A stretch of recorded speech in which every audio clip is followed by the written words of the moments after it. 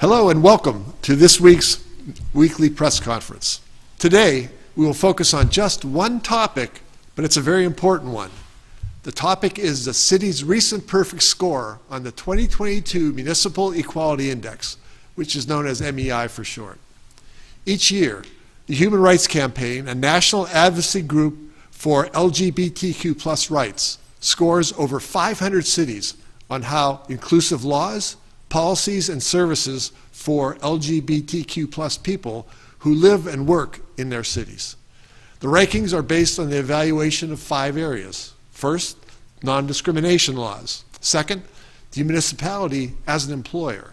Third, municipal services. Fourth, law enforcement. And fifth, leadership on LGBTQ+ equality.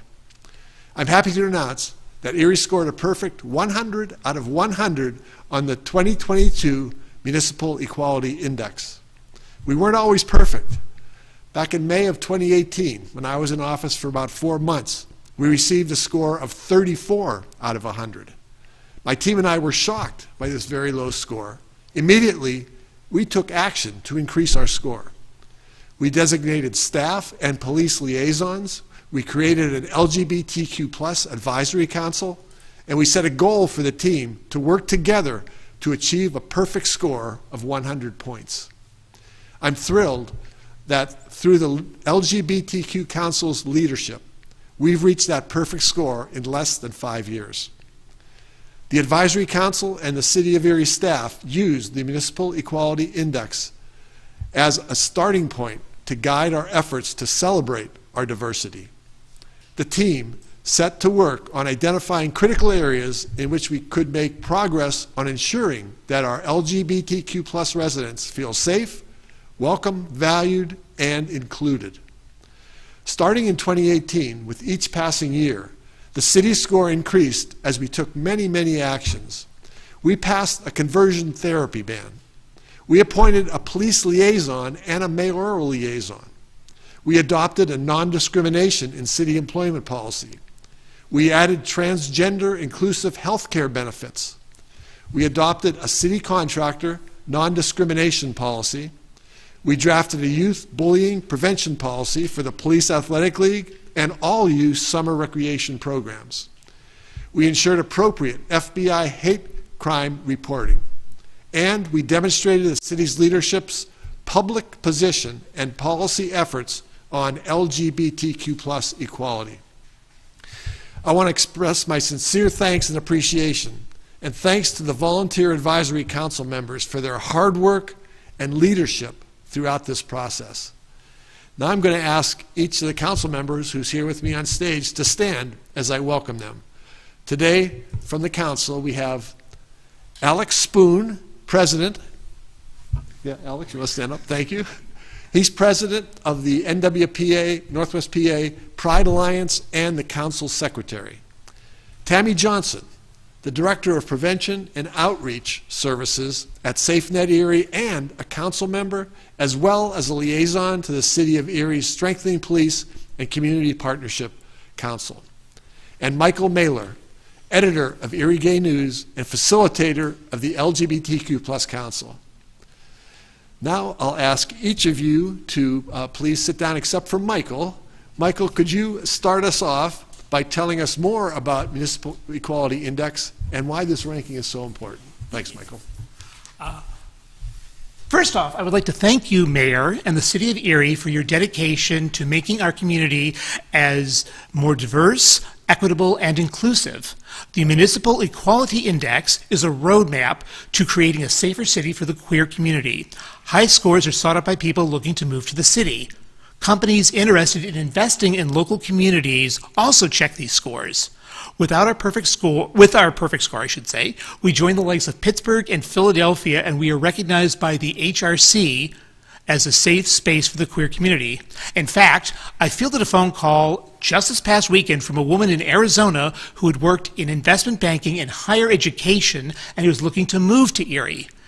Being able to tell her that Erie has a mayor's advisory LGBTQ+ council and that we have a perfect 100 MEI score shows why this is so important.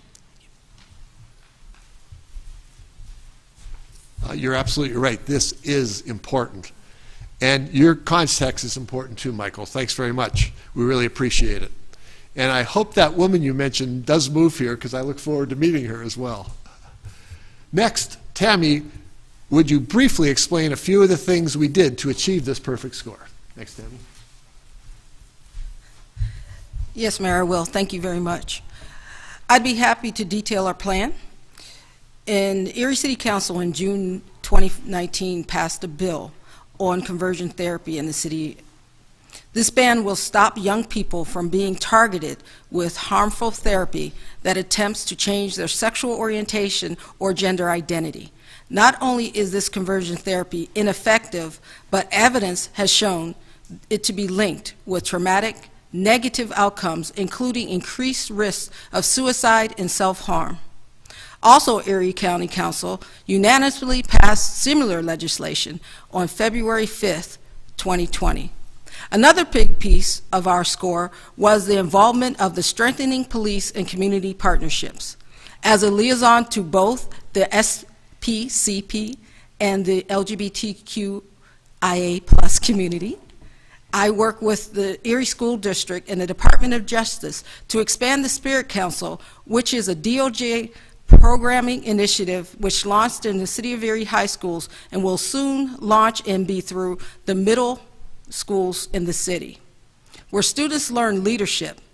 The Spirit Council, which stands for Student Problem Identification and Resolution on Issues Together, teaches leadership skills and creates a more peaceful and equitable learning space for students. The City of Erie is in the process of hiring a coordinator of diversity, equity, and inclusion. The Council is proud that we are part of that conversation to offer an LGBTQ community viewpoint.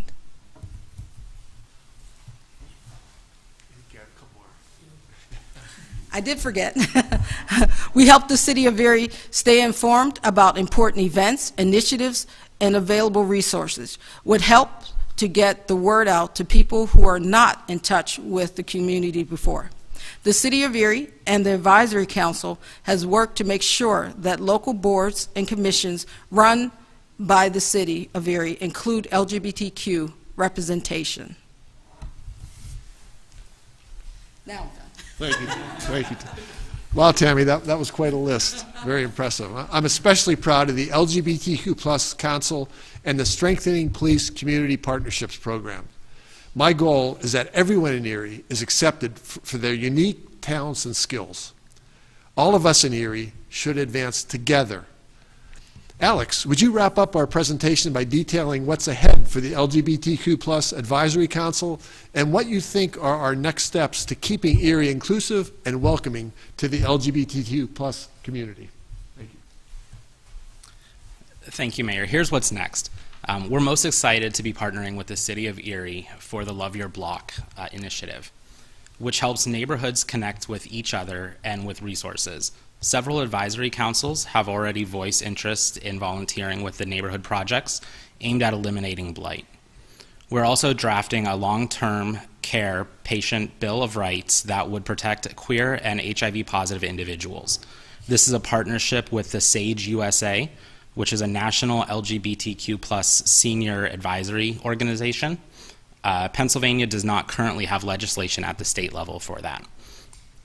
Municipalities including Pittsburgh and Philadelphia are examining legislation that was passed in California at the state level in municipalities such as Montgomery County and New Jersey, or Montgomery County, New Jersey. Mayor, I'd like to finish by reminding everyone that our work is far from over. In states across the country, the queer community, especially the transgender and drag performers, are being targeted by politicians to create fear. Queer-themed books are being banned not even an hour away from Erie in Penncrest School District in Crawford County. Queer suicide rates continue to climb. The 2022 National Survey on Queer Youth Mental Health conducted by the Center of Disease Control found that 45% of queer youth have considered suicide just in the past year. This percentage is even higher at 59% when you look at just Black, transgender, and non-binary youth. So thank you, Mayor Schember, for your support as we continue to move forward. Lastly, I would like to ask all of our LGBTQ plus allies to join the NWPA queer community on Friday, March 31st at 6 p.m. at Perry Square for Transgender Day of Day of Visibility. This event will be hosted by Trans Family of NWPA. This is a day to celebrate transgender and non-binary people around the globe and acknowledge the courage it takes to live openly and authentically. Also, I would ask that you join my organization, NWPA Pride, on June 24th for Erie Pride Parade and Pride Fest, which will start at the Zone at 18th Street and State, and then we'll march down to Perry Square for hours of festivities. Thank you. Thank you very much, Alex, and that sounds like a really great plan. The city remains committed to our LGBTQ plus community. We want to create safe, welcoming, and vibrant neighborhoods for everyone. And we also want to increase diversity across all city departments, as well as with our appointments to authorities, boards, and commissions. I look forward to seeing the LGBTQ plus Council's ideas in action. My team and I will work with you to make that happen.